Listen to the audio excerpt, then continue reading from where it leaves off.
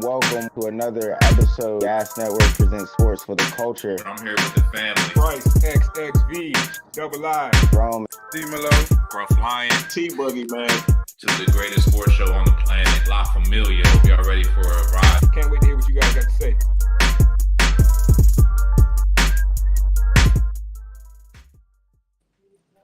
What up, what up, what up? Everybody tuning in wherever you tuning in from. Yeah, we late. So what?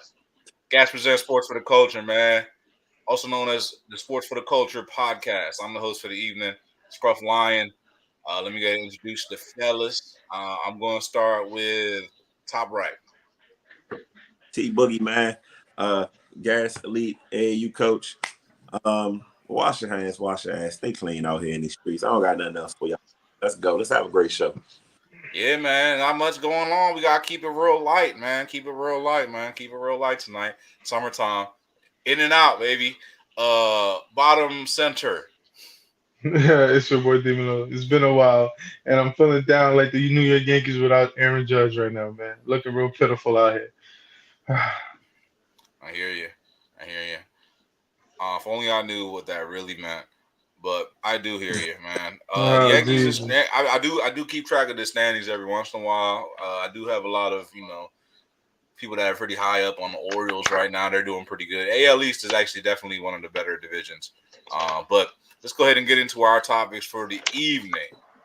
First topic, man. NBA draft was this past week, and I'm not going to sit here and bore you with all the draft grades and who did this and who did that.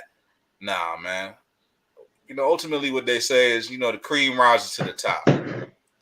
And the top is Victor Wembanyama, the true unicorn of the draft, And we've heard the term, I know people are sick and tired of hearing the term generational talent. You know what I'm saying? How many generational talents have we seen over the last number of years, right? Zion Williamson, Ben Simmons, a number of other players that were quote-unquote generational talents. But now we got a Victor Wembanyama, a guy who actually I think lives up to the billing of a generational talent. Now, this guy has a lot of hype, man. I think a lot of people have been saying, maybe the hype is a little too much for him. And I think that's the question that we all want to know. This guy's number one pick, 7'5", 8-foot wingspan. This guy led the France team pretty far in the playoffs. And, typically European players that get drafted high don't necessarily lead their team in all statistics categories. Usually they average 5 points a game. This guy led the team. This guy's different. And he was, a baby, little baby unicorn. So let's talk about Victor Wembanyama, man. What were your thoughts? Obviously, he was the number one selection, hands down. But do you think he can live up to this hype that is associated with, who he is now? And it's a lot of pressure. T, I'm going to start with you.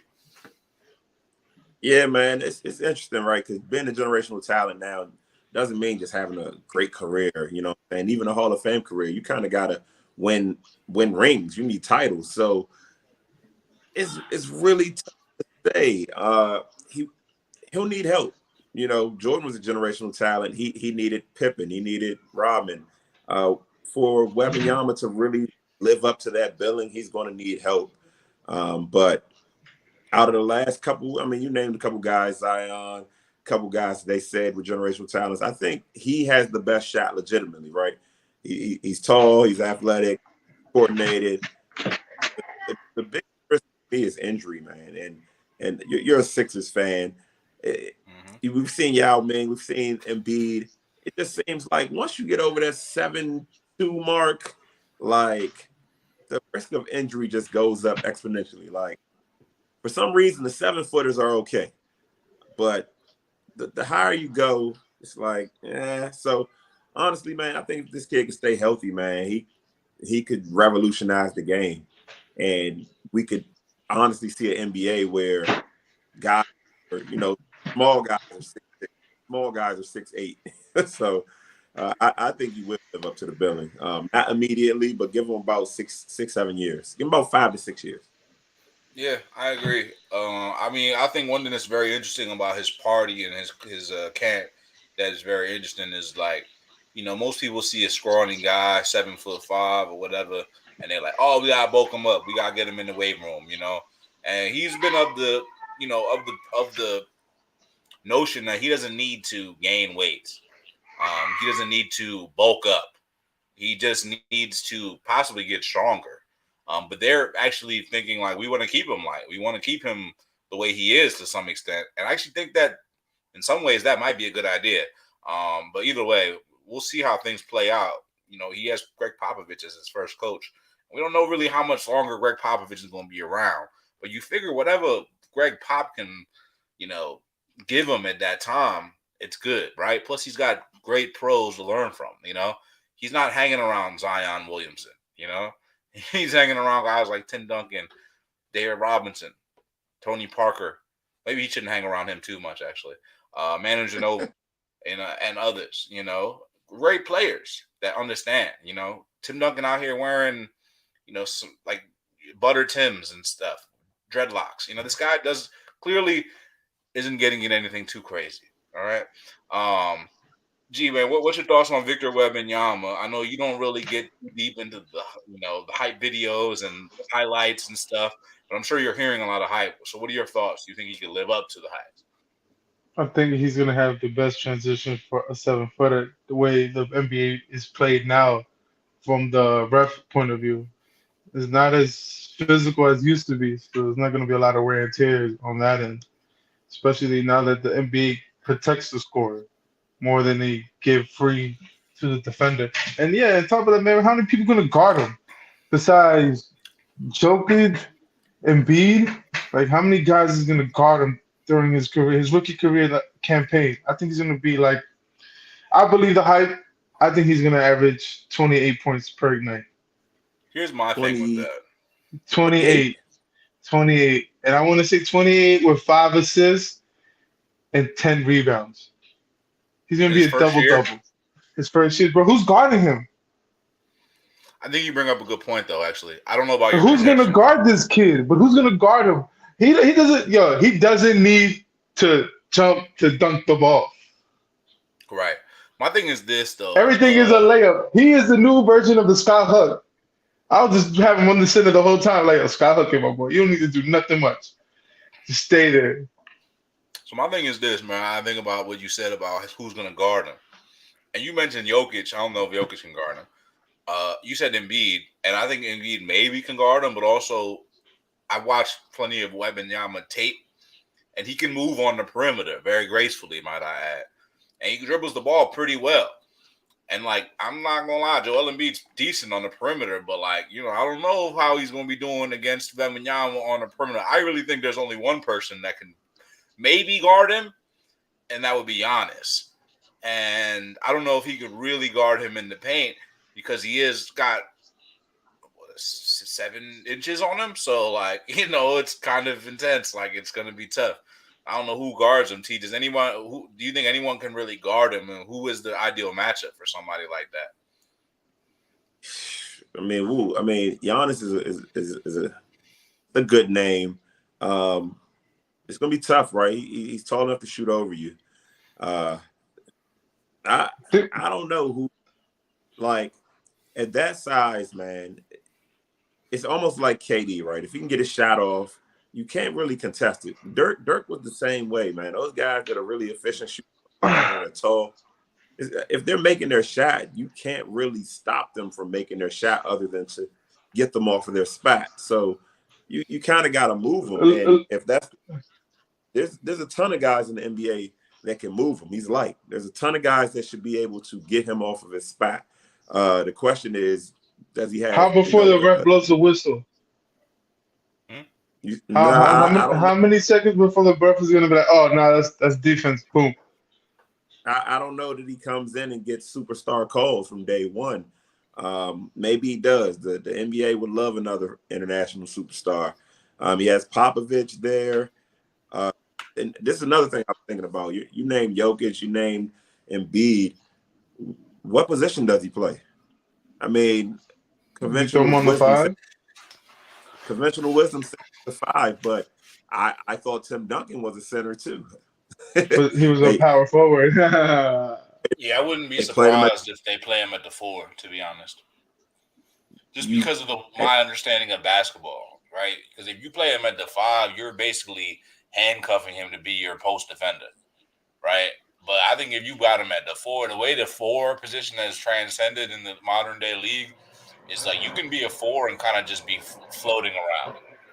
You can kind of just be free to range, but go here, go there. You can go across the, and I think that actually gives him more flexibility to use his length.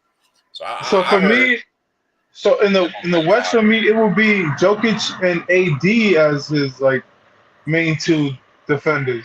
Besides those 2, I mean, you could put Rudy Gobert, but nah, that's not that's I seen tape of him playing Rudy Gobert. He was cooking that boy. so that means I wouldn't even put Cat on him neither, because Cat another bum. I mean, you would need a Bam. You need a big that can move laterally. But if you But think about even it, right? Bam can't guard him defensively. I mean, he can shoot over Bam. That's the problem, right? That's why the NBA doesn't draft 5'10" guards. It's not because they, that's Isaiah Thomas's problem. If you're 5'10" and I'm 6'4", 6'5", I'll just shoot over you, man. I don't even got to go through you. I'll pull up jumper. You jump your highest, I jump high. You can't really contest my shot. And I think Wembanyama, I think we're going to see a lot of jump from Wembanyama. And when they try to take away the jump shot, the Space Jam is going to come out. But what's interesting is this is my thinking on him possibly playing the 4. I don't have a stat on this, but I think that's the position in the NBA that scores the least points per game. Like, if I'm thinking about it, which team has a power forward that's their leading scorer? Typically, the power forward is like a glue guy. He's a guy that stretch for, defensive minded, can make a jumper. I think he's in a perfect spot, man. I don't know who can defend him, but the problem is, who can he defend? Everybody. I'll just keep him in the post. Not everybody, because he reminds me of Sean Bradley. Sean Bradley was a capable defender, but guys realize you can go through Sean Bradley, and not just Shaq. like at the end of the day, weight is weight. So I don't know, man. I think you had a good point, though. Yeah, he might have a hard time guarding a guy like Embiid. I'm actually looking forward to that. That's like the first matchups I want to see. I want to see Wembanyama versus Giannis. I want to see him versus Embiid. I want to see him against Jokic. Not the Jokic. KD, AD. Yeah, KD, AD. And that's the guys I want to see him against. Those are guys I'm most intrigued. And I would like to see him ultimately against a tactical coach. You know what I mean? Because I think I do have an idea on how you stop a guy like Wembanyama, but it's not with one guy. You can't stop him with one guy. It's got to be I would even run a zone against him. I was gonna say he's a matchup nightmare, man. I can only imagine him in pick and roll, rolling to the basket. You just have to get the ball near the rim, and he can just reach out and grab it. Like, it's going to be fun, man. So how many goaltending calls are he going to get his first year? We'll Think about it, right? Because eventually, like, if you guys are saying he's not going to get those calls as a rookie, how many goaltending he's going to get just for like having his hand up? I would just goaltend everything and just let him know, like, I ain't getting shit off unless I let you get it off. Hey, Buddy's tall enough to block a 3-pointer from the block, so exactly. He's gonna get a few. I think he has a real chance of leading the league in blocks as a rookie. Yeah, I think off the bat, he has a good chance of leading the league at blocks. And then we'll see what the offensive skill set looks like. G calling for 28 a game. I think that's bold as fuck. I say 28, 10 rebounds, and I want to say 5 assists. Yeah, I don't know about. He's in the average that. He's in the average that. Watch.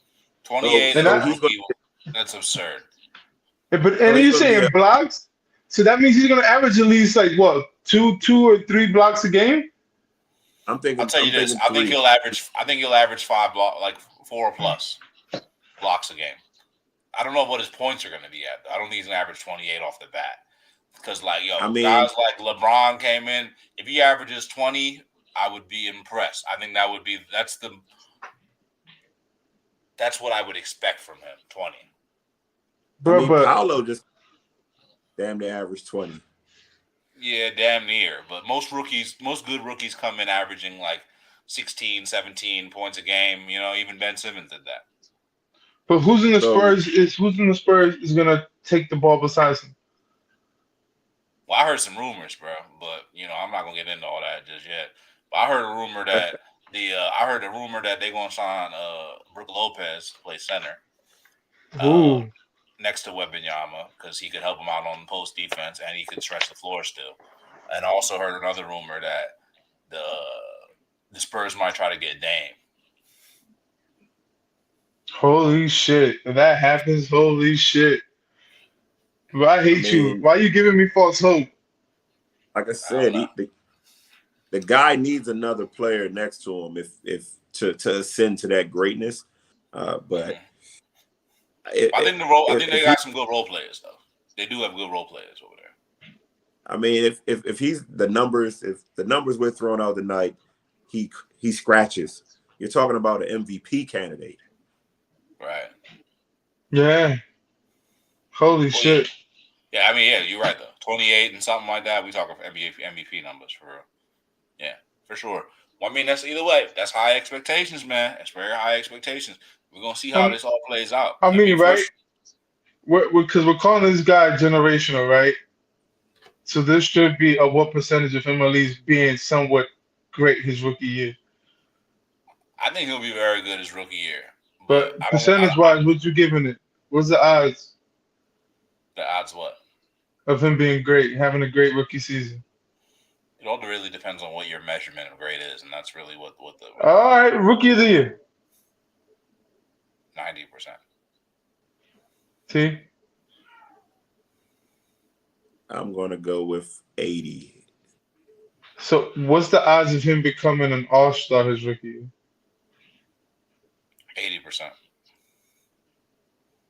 I'm gonna go with 100. You know what? Ooh. It's fan voting, right? Yes, fan voting is a part of it. Fan voting is a part of it, and then coaching as well. Them Frenchies gonna be over there voting them up like crazy. They both for Wembanyama. I think he has a good shot, man. He really does. I think there's some other guys that have a shot. I think Chet has a shot. Chet. That was the one I thought of. Yeah. Yeah. I think Brandon Miller has a better chance than people are giving him. And I think Scoot is, in his mind, is already one of the best players in the league. So there's some guys at the top of that draft that can really make a push, man. So we still talking. Now we're going to talk about this draft, right? Every generational talent comes with a generational draft class. Michael Jordan's, LeBron James, Kobe's, right? Does this draft class has some kind of potential to being with those last three that I named? I'm not to put them in order, but at least try to be a contender with those three drafts. I think the top three does. I think the top 3, top 5 range does. Outside the top 10, I'm not sure about the draft, to be honest. I don't know. I think once you're picking guys like Jet Howard, in the lottery, I'm thinking that the drop off would begin around then. No disrespect. I like this draft. Nah, Jet Howard, that's Juwan Howard's son, if you didn't know, G. I think this draft is very. I think for what they're saying, I still think it's underrated. I think we get some future like the Jordan Clarksons, right? I think we get future pros that are good, that stay in the league for a long time, even if they're not, all-stars every year. I think this draft, in the back of the draft, you're going to have guys that are starters and key rotational players, Bobby Portis types, Brook Lopez types. I believe that. There were some good players that didn't get drafted too. Like let's bear in mind. And the NBA is pretty good at developing. I mean, not say the NBA overall. You typically see guys that are undrafted end up becoming good players. Not commonly, but there's plenty of them that have. So it will be interesting to see how the rest of the draft shakes out. And we will see. We will see ultimately. Besides Wembanyama, we're real quick one on this one, real quick. Besides Wembanyama, what player do you feel like is the most likely to become a star in this draft? Real quick though, G. The kid that the Hornets drafted, the way he was talking crazy during the pre-draft. All I right, like and then him. also I'll ask you this then too. Also, who's most likely then to be a bust? Ooh, that's a good one. Oh, Because I'll say I think the most likely to be a bust is Brandon Miller. I think the most likely to be a bust is Bilal. I can see that too, though. He's pretty young guy, you know what I mean? But we'll see. I mean, for his draft position, I think all right, that's a pick based on potential, and Yes. yeah, that could go either way. He's going to he has everything that you don't want. Like he has all the makings of a bust. He's foreign. You know what I'm saying? He drafted on potential. He's young. Very young. He's going to a Bad bad team. franchise in a city that's chewed up athletes in multiple different sports. So I think he has a huge bust factor. Matter of fact, next season I think I'm gonna start the bust factor rankings. Okay, I like that. So last place is like a good place in that ranking. Yes. Okay, I like that. All right, T. Most likely to be a star besides Wembanyama, and most likely to be a bust. No, I just said Bilal is most likely to be a bust, but the most All right, likely to and be a then star. most likely to be a star besides Victor I, Wembanyama.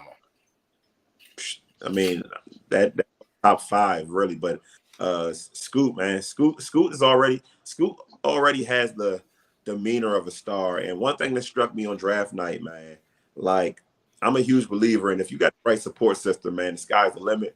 His mom was like this is just the beginning. Like we're just getting started. Like now we can start putting in some work. And when that's your mom talking, not even your dad, when that's your mom talking, man, I think sky's the limit for him. Yeah, I agree. I mean, that's tough. That's tough little family. I mean, in my opinion, I told you that the Henderson family genes was running real strong. Them sisters wasn't no joke either, boy. I ain't gonna say it because homie about 6'3", and Jones was pretty big too, bro. So like, I ain't messing with none of them Henderson girls, bro. For real. But all right, let's keep it pushing. We hit on the draft, and with the draft, there is also a lot of movement and player movement in the league. I'm not gonna get into all the logistics, but I will get into the biggest one, which was the trade that we seen with Bradley Beal. We already talked about that last week, right? Bradley Beal going to the Suns, and then Chris Paul was supposed to be coming to the Wizards, and then the Wizards said, "Nah, we're gonna ship him out for Jordan Poole," which is kind of out of left field. Apparently, Jordan Poole was offered to the Suns. They wanted Bradley Beal, but Jordan Poole, who just signed a big contract last year, traded for Chris Paul. I think it's pretty surprising because I did not expect CP3. I knew they were interested in getting him, but I didn't think they were interested enough to do that. But what are y'all thoughts on CP3 with the Warriors, and how do you think that he fits in with that team? Where does he fit? G, you want to take it? I'll go then. I want to say that the Suns are going to be trash next year. They're going to be in fifth place because I don't think Bradley Beal's all that. I think did anybody check on Bryce? Is he still alive? Is he still crying? I know he was a huge Bradley Beal fan. My man lived and died on that hill. But besides that, I want to. Oh, can y'all hear me? Yep. Oh, Yep. and I just want to say, Chris Paul. I mean, go get yourself a chip, man. I think he'll be great coming out the bench. I hope he's coming out the bench. I hope they don't try to put him in the starting lineup. Because they trying to do that, then oh man, fuck, this is gonna be an awful trade. Nah, I mean, I don't see that. I get the fact that you traded Jordan Poole because of the shit that happened during last season, and we all knew it was gonna come. The way the playoff ended with their run this year, but I just can't see Chris Paul being your starting point guard. Not this far in his career. I think he's great coming off the bench. You're gonna need him coming off the bench to keep his leg underneath him. I agree. I think the best role for him is coming off the bench. I believe when the Warriors had their run before they had Andre Iguodala kind of in that backup point guard role, kind of like, ball handling, kind of doing his thing. I see Chris Paul being in that role, except just a lot more shrewd, but with a lot less defense. Man, what do you think about CP3 and the Warriors? Do you think that's a fit or what? No, okay. So Chris Paul in my mind is like a basketball genius, right? He goes wherever he goes, he gets better, but he doesn't get a chip. So if history repeats itself, and I don't bet against streaks, Golden State will not get a chip. That trade does not make a lick of sense to me basketball wise, because Clay's getting old. Steph was never a great defender, and CP3 is already old, like barely healthy.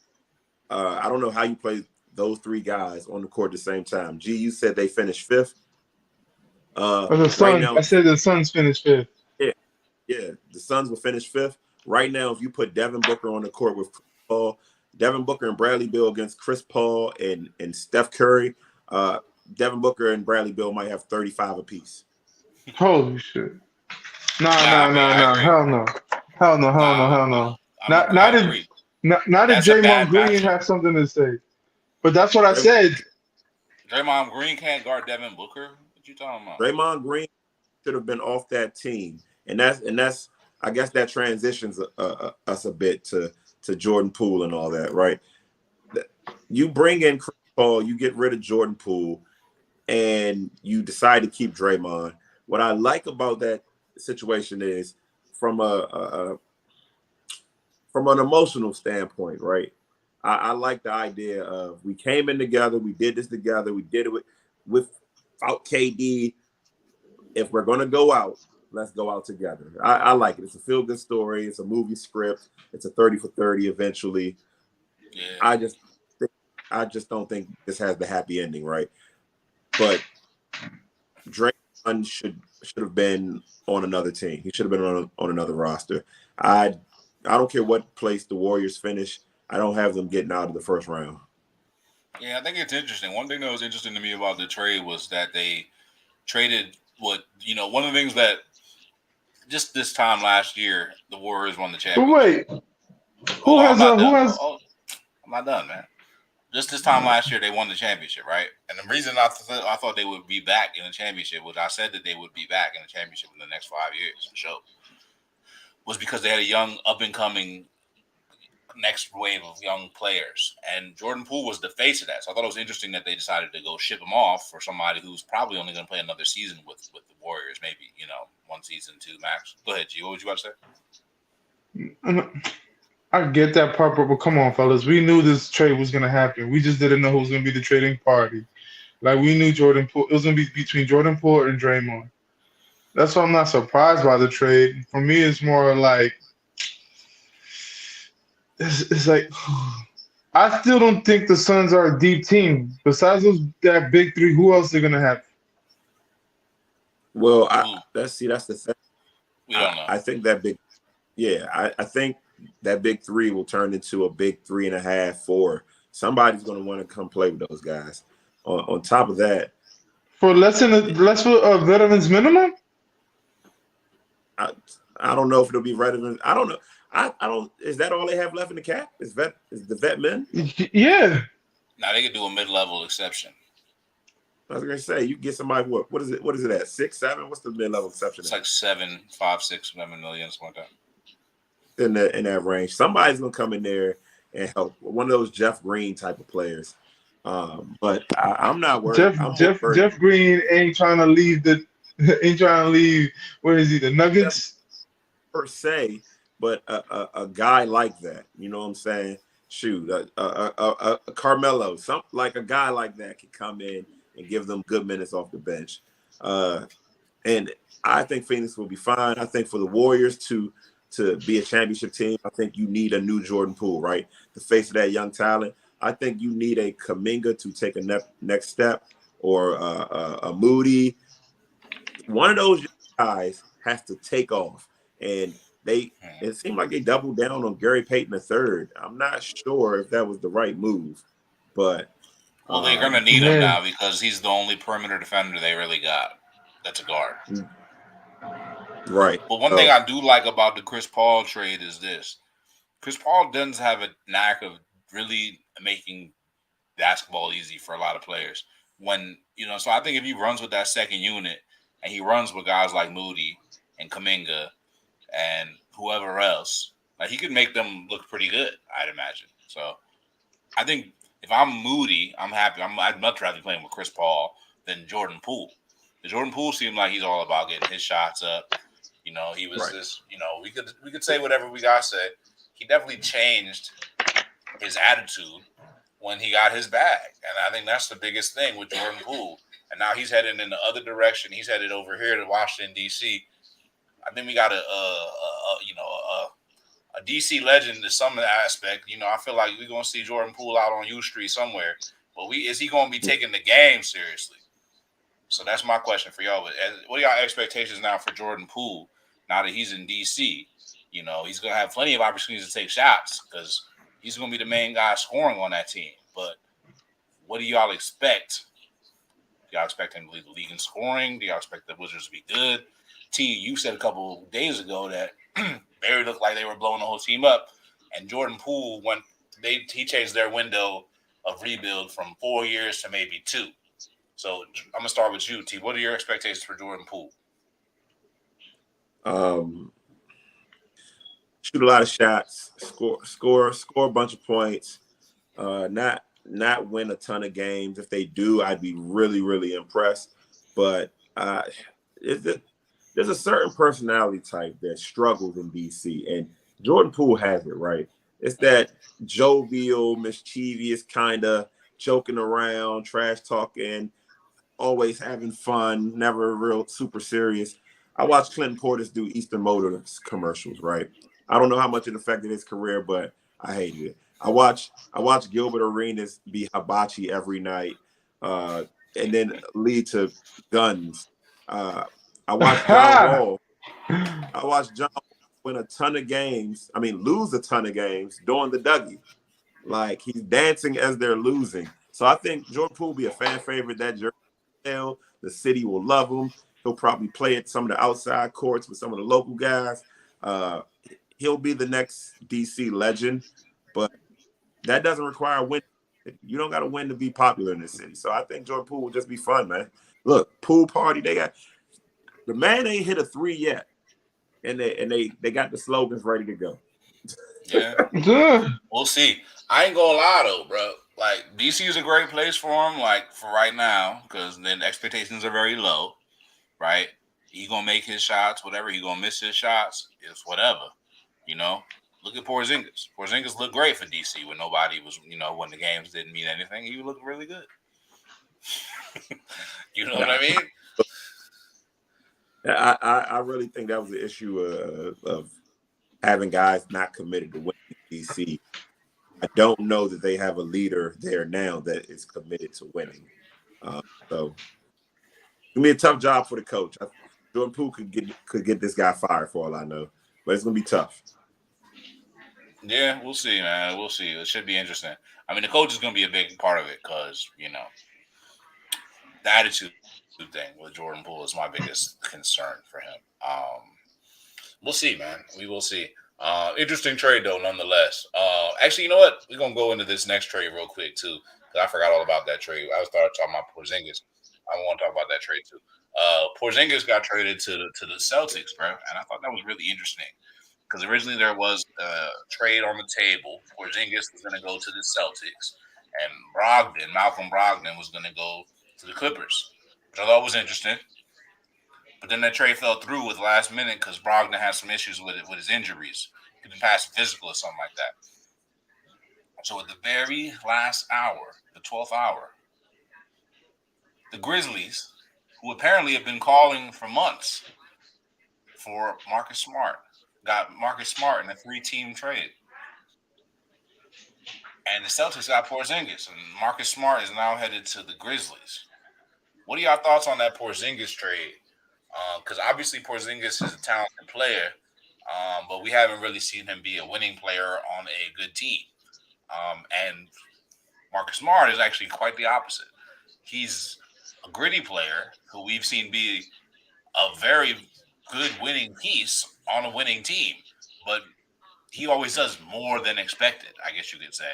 Even though they brought in guys to, I guess, essentially replace him, but he just always found his way into the lineup. Uh, Many would say that he's the heart and soul of that team. So I was really shocked to see them trade him. T, I'm gonna start with you, man. What is your thoughts on the Porzingis trade? Does it make the team better first, and then also how much does the Marcus Smart loss hurt them? Okay, I thought everybody wanted that trade. I think the trade makes the Celtics better from a basketball standpoint. But like you said, man, Marcus Smart probably would be the Draymond Green, the heart and soul. He's the fire, he's the energy, he's the guy that rights the ship. That job now has to fall onto Tatum or Brown. But I think that having Porzingis means more than having Marcus Smart in the sense of basketball, because I thought Al Horford was the weak link. Now you have the ability to match up with teams. Horford, maybe Porzingis, and you added a bona fide scorer, man. Porzingis can score 20 points a night if he has the ball in his hands. So Tatum and Brown don't got to shoot 30 jumpers. Brown doesn't have to dribble left. Tatum, can give up the ball. He can pass.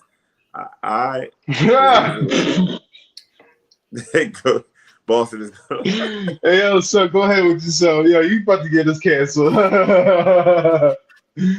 That's my point. If that rumor from our source B is true, that he's right at home, man, and he's gonna play better than ever. Hey, I don't know what he talking about, bro, but that's wild. But Marcus Smart, I think Marcus Smart's in the worst spot. So, you go to a mental team in a loaded division, loaded conference, and I guess you take the Dylan Brooks role. Yes, actually, I think you actually, matter of fact, that role was actually always for him. But Dylan Brooks was trying to be him, but he ain't him. You know what I'm saying? But I feel like Dylan Brooks is a better shooter, like a better scorer in general. I feel like he can create his shot a little bit better than Marcus Smart. But I think Marcus Smart is a better personality for Ja. So maybe that has something to do. We get out a knucklehead and we bring in a basketball-focused guy. I love the trade for the Grizzlies. I think it's undisputedly a great trade for the Grizzlies, in my opinion, because you bring in a guy like Marcus Smart who has a championship pedigree, right? Although Boston didn't win a championship, Marcus Smart is a championship player. I don't think anyone will dispute that, right? He's a guy who can play point guard, but he can also play the two guard. Now, if you remember, I'm going to take you back down memory lane for a little bit. The last time the Grizzlies were really good, they were all about the grit and grind style of basketball. They had Zach Randolph, Marc Gasol, Mike Conley, and a man by the name of Tony Allen, also another Boston guard. One of the best defenders in the NBA. And now they get Marcus Smart. It's like the same blueprint. I love the trade for the Grizzlies. They're going to get a guy who's going to be a great locker room presence, which they didn't have that, clearly.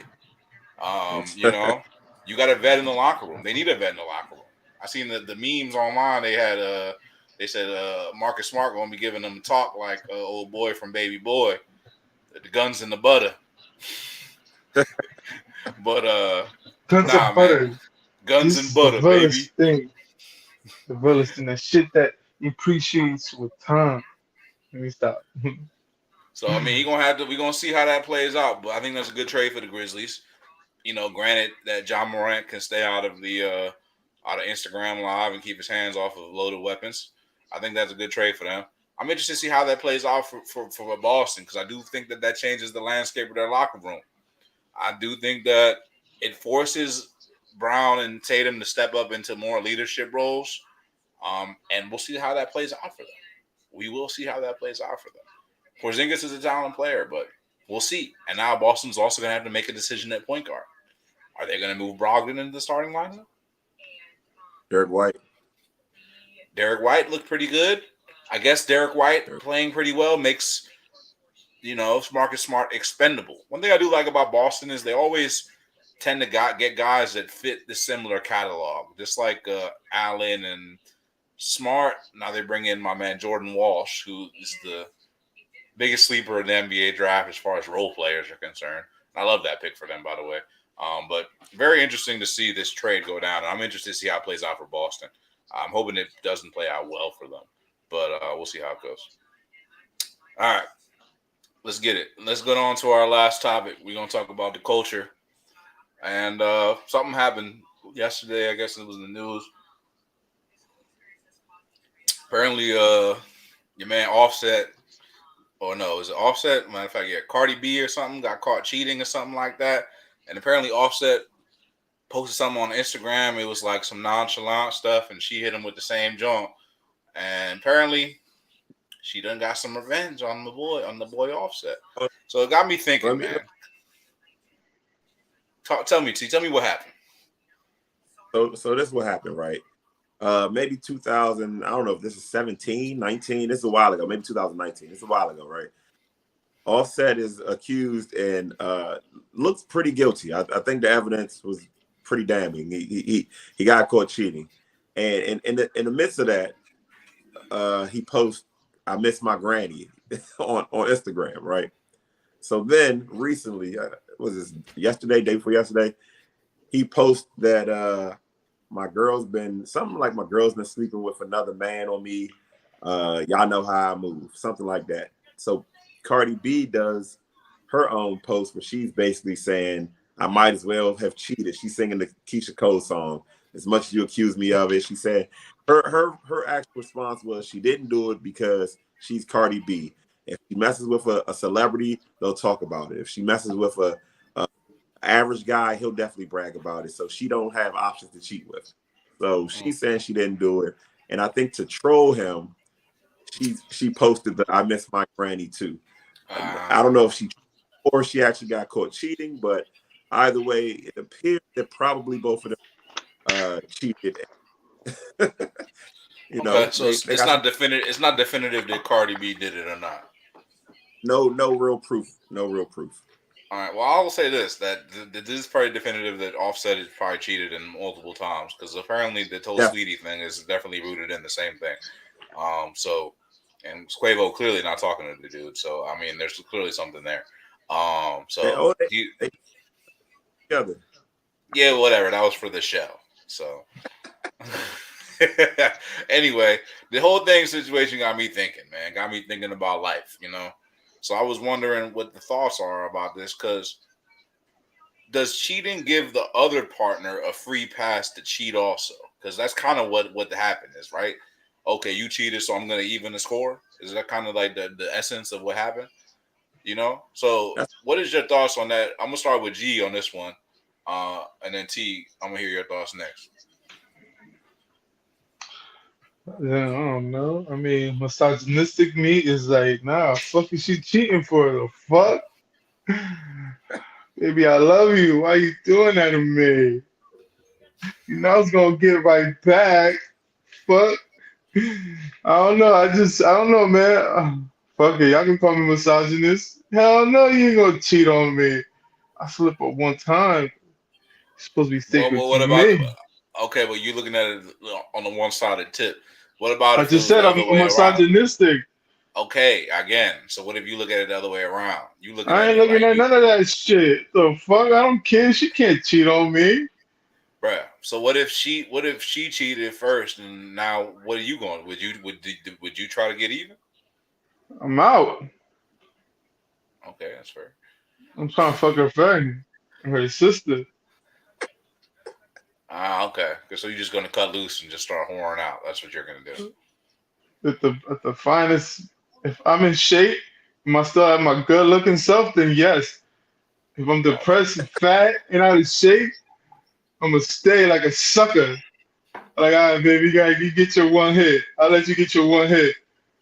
But if I'm feeling good, my knees don't hurt, my back is straight, I'm still lifting like a dog, I'm gonna go fuck her best friend. All right, T. What's your thoughts on this, man? All right, man. Like my thoughts is, once the first person that gets caught, everything after that, like they just gotta either roll with the punches or leave, right?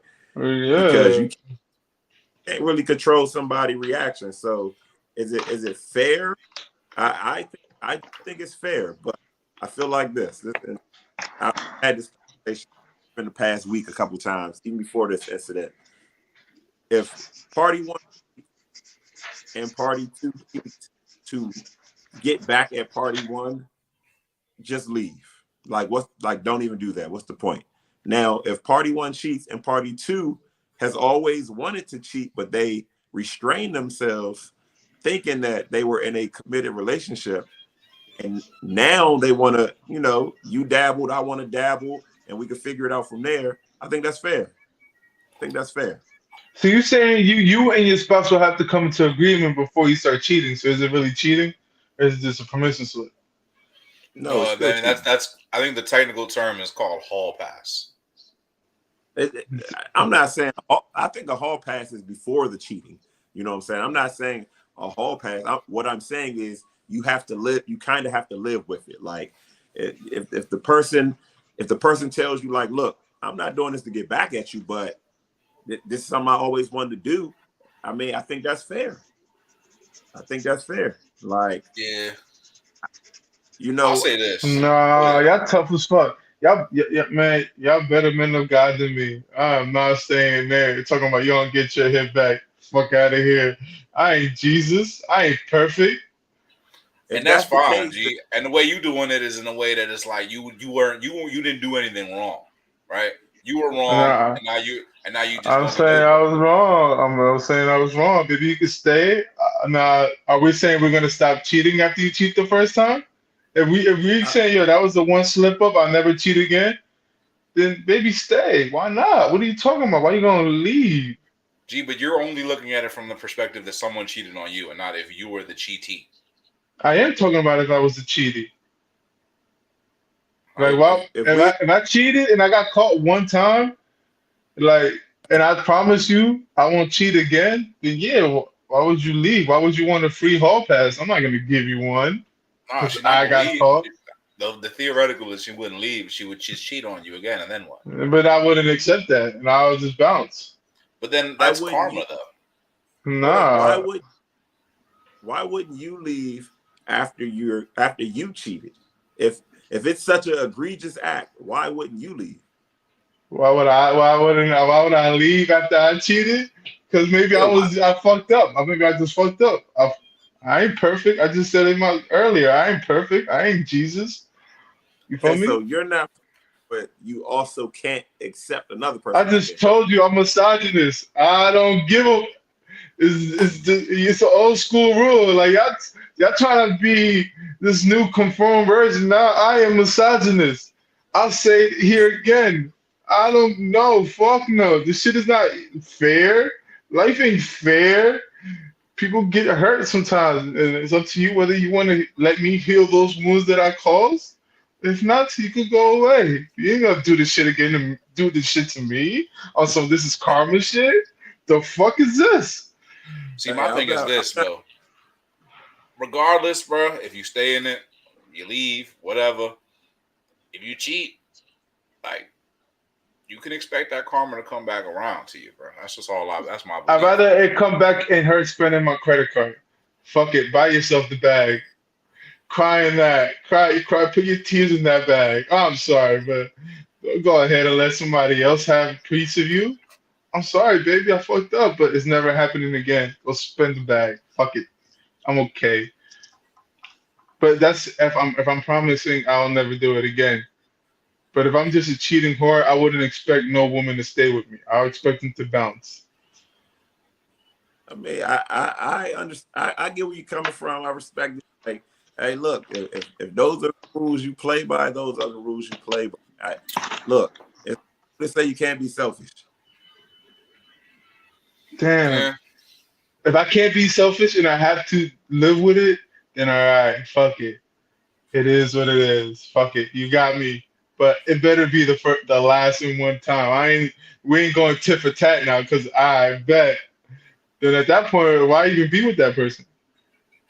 Yeah. I mean, they they you made your mistake. They want to know what that mistake feel like, and now boom. And now I want to get revenge because they got one. They can't be even with me. I can't. No, I gotta accept it. I accept it if it's that one time, but I ain't. I ain't now. If I'm gonna be tit for tat, then I gotta go. I can't stay with you. Yeah. Look, I do say the guy should go if he's broken by the cheating, the hall pass, whatever the case. If you can't handle what you dished out, it's probably better to go because, like Struff said, that it's gonna come back around one way or another. So you might want to tuck Exactly. That's tail. why I said spend my credit card. Spend it, baby. I could work more shifts just for your pain. What if she don't cheat, but she use your credit card to buy something for another man? I don't care. He ain't hitting though, right? He ain't hitting though, right? And it can't be and it can't be more than $7,000, right? Right. Nothing crazy, nothing extravagant, but $7,000. Your credit card doesn't even go that high. What are you talking about? I'm saying when you start getting like That's the whole limit on that, Joe. That's the whole thing. If you got 7 bands on that, Joe, that's a pretty high limit. If it has 7 bands, fuck it. Like, but that I'm okay with. I can live with that. Okay. I'm Right. starting to see. I'm gonna call the credit card company and report fraud. And you ever get arrested? Like, hey man, why they coming knocking at the door? I did not authorize these charges. I'm saying, bro, All right. you mean to tell me it's a $7 cost? I can live with that kind of fee. $7 or $7,000? $7,000 cost. I can live with that. But her being possessed by another man, that's priceless to me. I can't have that happen. You crazy? First of all, I'm gonna tell you that like this, G. Unless you just foolishness. If you're Joan buying $7,000 gift for another man, you best believe something going on, bro. But exactly why I asked earlier, and my man said no, that's not happening. She just wants to say, "Fuck it." She bought a man another gift, and I can live with that. That's not. Fuck it. I'll buy him an Xbox too, baby. Don't worry about it. Just don't let him put his filthy hands on you or in you. Nothing in you. $7K bugging out, right? That's ridiculous. You basically you be careful what you say out loud, bro. Because you setting yourself up for failure with this whole conversation. But that's what I'm saying. It's ludicrous. No man will stay with another woman after the fact she cheated on him. At least I ain't strong enough. Again, that's only looking at one side of it, bro. The other side because I'm a misogynist. So the men who do are stronger than me. And that's the actual situation. Is the guy in this situation, the man cheated and the woman possibly got her lick back. So if your girl is Cardi B, are you leaving? Oh, chill. But no, yeah, I'll leave. Fuck yeah. Like I said, I don't want no. Listen, if I could grab that, I could find me another bartender in New York somewhere. Eventually, you're crazy. You're crazy. See, my thing is, if I was famous, I would just probably, I'll probably just go ahead and just move on to the next. But, I'm saying if it's true, if the alleged story is true, he cheated on Sweetie for Cardi B. I mean, Cardi B over Sweetie at one point. I would wonder what's wrong with Cardi B. She talked real nasty. She talked super nasty. I don't think anything got to be wrong for somebody to cheat. To me, cheating is a crime of opportunity. You know what I'm saying? For most guys, they get the opportunity. They don't got the self-control. Yeah. Also, there's no repercussions for the consul for what you do. Then why not? Right. That's what happens often. I mean, Offset cheated hell of times. Ain't shit happen. So why would they stop? And G, it's another variable here too. You have a kid with Cardi B. Mm-hmm. 2, I think. Yeah, so we're talking about breaking up a family because she got her lick back. After how many kids and after how many licks that I have gotten? I don't know, but now it's another man raising your kid if you leave. Damn, you're right. That is my little son. Damn. Oh, that's my daughter. Damn. Now, why am I thinking like this is real life right now? Pause. That's the whole point, G. Now, but see, you start putting valuables into this, right? Now you're putting their Absolutely. valuables. We That's weren't putting their stuff, but now we're putting their stuff into this mix. I mean, if it's her one to my five, I bet I could live with that. But if it's my one to her one, nah, I can't live with that. right, which What is if why I it's feel like like a one to one would be the most logical thing. Nah, but I what if said, it's like this what is if it's like what? 5 From her five to my one? no, your 5 to her 3? Oh, damn. Nah, because you liked it. Nah, you bugging. Bitch, you evil. You're ruthless. Then she You went back. heathen. Exactly. I'm like, you a heathen. How dare you hurt my heart? I was just trying to find the Hey, perfect babysitter, baby. What are you doing? that's a, that's a tough situation, man. Real life, man, things happen, but you should try not to open that box if you can, man, because it might take you to a place you never thought you'd go. But that's what I'm saying. I personally ain't the strong type to live with a cheater. So Yeah, it's one of those things, man. It's one of those things. Yep, exactly. It's a slippery slope, man. It's a slippery slope, bro. Very slippery slope, man. Very slippery Russell slope. Wilson throwing bullet passes at your son. ah! Wait, that means I wouldn't mind though. Look, Future really lucked out. He ain't luck out. What you mean? You have a great man raising your son. In case you don't want to be around. There's some men who think like that too now. You just said think about the spectrum of life. There are some assholes who think like that. Yeah, I know, but you don't think like that, G. That shit will break your heart, boy. But I'm saying to the men that don't think like that and think like how I just put it out, Russell Wilson ain't bad to have to raise to help you co-raise. You know what I mean? It could be some kind of It could dickheads around your kid. It could be me, for all you know. You don't want me. Yeah, you got a point. You could be co-parenting with I don't know, RG3 or something. Like I don't know. Like RG3. RG3's even a better stepdaddy. RG3. Don't get me started with him. All right, man. This is co-parenting. good topic right here. Good topic right here. But It could be ultimately, really, I would need to hear a woman's opinion on this topic. I'm really tired of hearing what y'all got to say. listen. It I could be really James need to hear. Winston helping you co-parent. You don't want James Winston I, co-parenting with you. I really would need to hear a woman's opinion on this one. Maybe we can pull up a woman for one of these extra days when we we got this fourth spot available. Maybe we'll bring in a woman opinion on some of these topics and get a woman's opinion because y'all fellas y'all got good opinion, but I need to hear the other side on this one for sure. All right, man. Yeah, that's fair. Means you can't spend in the block no more and shoes and no more. Nah, I gotta put that one down.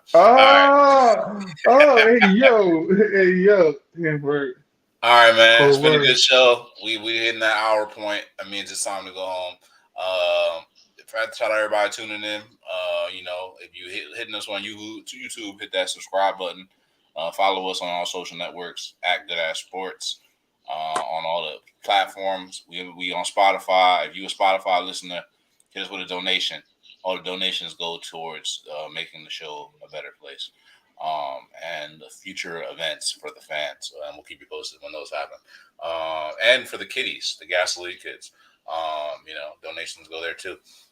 Send us a donation at Gas Sports Network on Spotify, Gas Sports Network on Cash App, or Gasoline on Cash App. That works too.